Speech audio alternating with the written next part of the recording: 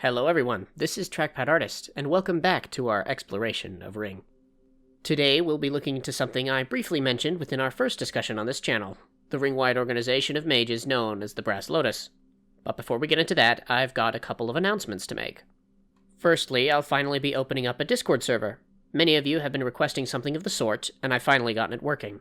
Consider it a thank you for your continued and unwavering support.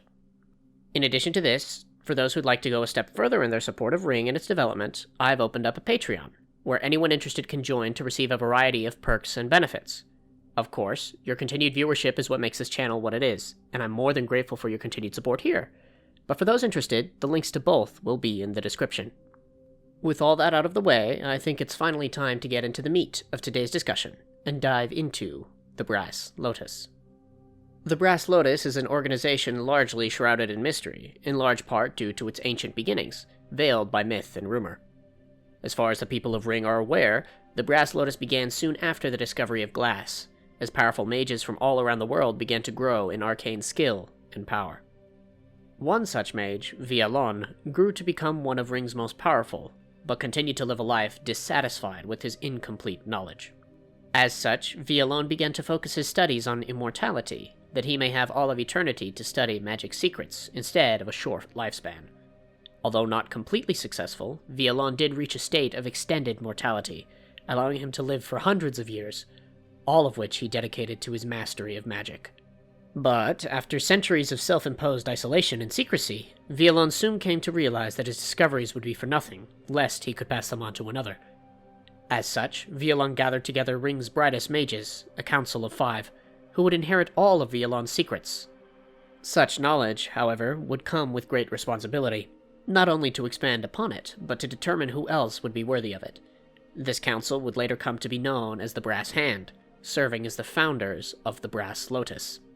Even with such talent and skill at its head, the Brass Lotus was a guild wrapped in obscurity for many centuries, and after many generations of brass hands at its head, what little life that the guild once had began to fade almost entirely. As such, in order to preserve what was left of the Lotus, the Brass Hand opened the Lotus's doors to the wider scholarly world, bringing in all shapes and forms of talent throughout Ryng. As new life once again began to fill the ranks of the guild, the Lotus began constructing schools and libraries, gifting its common resources to the public in exchange for grants from the territories that benefited from it. This exchange allowed for the Lotus to build up an unparalleled scholarly empire, stepping out of obscurity with its impressive growth and influence. As the Lotus continued to expand, the Brass Hand soon became overburdened with such responsibilities, no longer being able to dedicate themselves to their own private studies. As such, they elected to form a hierarchy amongst them, separating the Lotus into varying levels of education, each with differing responsibilities and privileges. Those who first join the Lotus always do so as students, tasked solely with their own education, but having access to only the public archives of the guild's libraries and schools. Once a student is able to prove their excellence through a series of exams and trials, they may become a scholar. It is a scholar's responsibility to aid students in their arcane progression, to maintain Lotus libraries and schools, and continue their own magical studies. However, such responsibilities also garner one access to the Brass Lotus archives, troves of knowledge and arcane secrets kept from the wider public. It is in these archives that the Lotus attains its appeal to the masses, as the Lotus's grand reputation leads many aspiring mages to yearn for the secrets that make mages of the Lotus so powerful and knowledgeable. As few who achieve the rank of scholar, even fewer still climb to the station of high scholar, keepers and wardens of Brass Lotus libraries, and headmasters of their schools, high scholars carry out a great deal of responsibility, but with it comes complete access to the schools they operate, without restriction. As such, high scholars are only chosen from the best of their scholars after a lengthy series of exams and rituals conducted by a Grand Master. Grand Masters serve as a direct line of communication between the high scholars of the Lotus and the Brass Hand themselves. Serving as speakers of the Lotus's will, they are revered for their near unmatched skill and reputation as mages, and only serve to enforce the dictates of their masters. As such, Grand Masters are each granted their own personal residence within the territories they control, built to serve as a house of study, experimentation, and arcane progress. These Grand Masters are chosen personally by the Brass Hand, and the best among them, after the passing of one of the Brass Hands, are selected to join it in a ritualistic indoctrination known as the Blooming, a secret kept only to the Brass Hand themselves, as well as the Archmaster. The Arcmaster, the Brass Lotus's most knowledgeable and respected mage, is ritualistically selected from the Brass Hand itself, serving as the supreme will of the guild itself. This unmatched position is only ever reserved for a single mage, only ever replaced with their passing. All these designations serve to organize the Brass Lotus into more than a simple organization of schools, but as a temple of worship. Within this period of exponential expansion, the Brass Lotus began to turn to a religious perspective, dedicating their studies to the worship of Ryng, the goddess of magic and knowledge. Their worship, however, is not done through prayer and ritual, but from the accumulation of knowledge itself, making the Brass Lotus one of Ryng's most politically influential cults.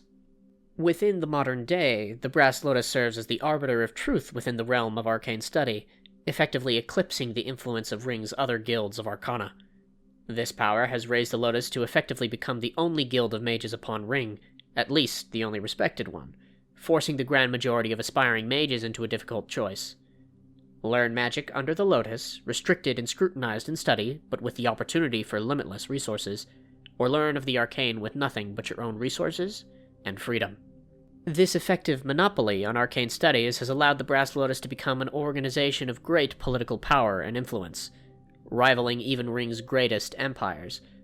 Even with all this power, however, the Brass Lotus dedicates itself to political neutrality, maintaining its continued access to the near entirety of Ryng. This portrayal of the Brass Lotus, however, is a carefully constructed untruth. From its founding to its worship, the Brass Lotus is a mask, hiding its true nature. Fafnir, the Mad Star, the first of the fell dictates, the gods of corrupt law, is the god of knowledge, madness, and the stars. Forged by the ancient angel's unhealthy desire for forbidden knowledge, Fafnir is a great serpent of scale and muscle, driven mad from the forbidden knowledge he has accumulated throughout his millennia of study.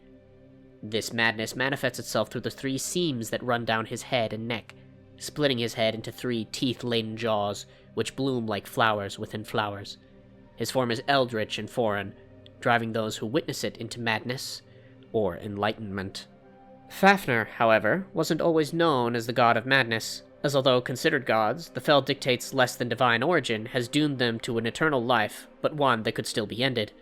This threat of death led Fafnir to explore the secrets of Ryng's greatest taboo, immortality, a secret that once discovered drove the god mad, dooming him to an endless life of paranoia and obsession, a life only fulfilled with the accumulation of knowledge, an obsession that would lead to the formation of the Brass Lotus. The story of Vialon, although true in part, serves as nothing but a veil to Fafnir's, hiding the Brass Lotus's origins as well as their adoration to a fell dictate. These truths, however, aren't even known by all of the Lotus, and are only revealed to those most loyal to it, as it is in these truths that the Brass Lotus can become vulnerable. This vulnerability stems from the nature of Fafnir's immortality, as it is only achieved through the continued life of his brass hands, each literally giving their lives to him. If Fafnir is ever slain, he may reform himself within the body of one of his brass hands, continuing his mission of achieving omniscience, even after death. This closely guarded secret is maintained through Fafnir's humanoid guise and identity, Fealon, the current Arcmaster of the Brass Lotus. In this form, one adorned in ornate robes and mask, Fafnir serves as the public face of the Brass Lotus's head, allowing him to continue his search for knowledge without exposing himself to the world at large. It is within this secrecy that the Brass Lotus operates, sharing their knowledge with the world while draining the lands they inhabit of their deepest secrets, all to satiate Fafnir's unending thirst for knowledge. With that, it appears as though we have reached the end of today's discussion. Once again, I'd like to thank you all for your continued support of Ryng. Here's a reminder to check out the links in the description to join our Discord and Patreon. Until next time, this has been Trackpad Artist. If you enjoyed this further exploration of Ryng, please consider subscribing.